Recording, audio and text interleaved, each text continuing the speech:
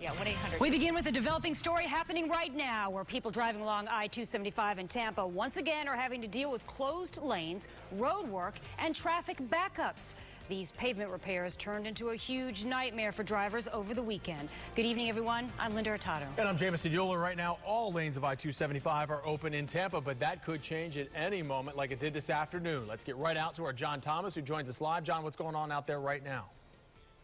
Well, you can see behind me all three lanes are open. Earlier this afternoon, you mentioned it, they had to close one of the lanes. This is part of the I-275 widening project, which basically runs from 60 all the way to Ashley. I'm going to step off a box here because I'm standing on something and get out of the way so Taylor can zoom into this.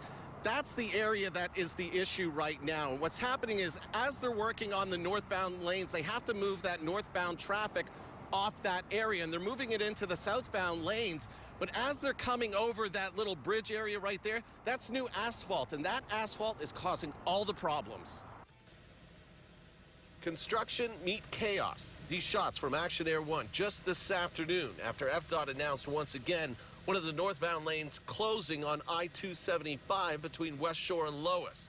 Why? The same reason that led to this traffic nightmare during this morning's rush hour when 3 lanes went down to 1.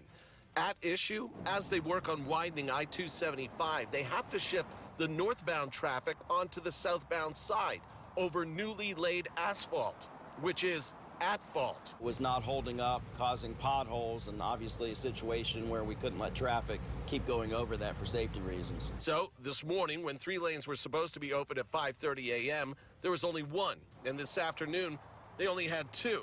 And some drivers aren't putting up with it, breaking the law, making things more dangerous for all of us by driving down the shoulder of the road or in some cases, turning around and heading the wrong way.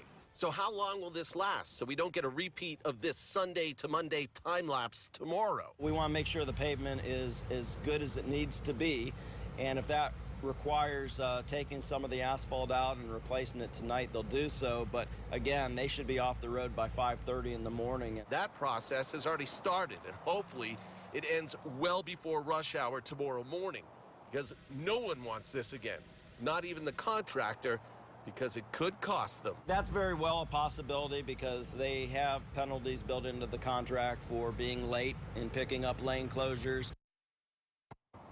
So once they have everything set and everything's working smoothly and they're working on those northbound lanes, they need it to last about, until June, because in June, that's when there's going to be another issue. They have to shift the traffic back over to the other side. But if you think that's where it ends, when this project ends actually in 2016, you're wrong, because after this project ends, the project that goes from basically 60 all the way to Ashley, they then have to go from, you see the sign right there, West Shore? They have to go from West Shore all the way to the Howard Franklin Bridge. So it's not over yet. In Tampa, John Thomas, ABC Action News. Back to you.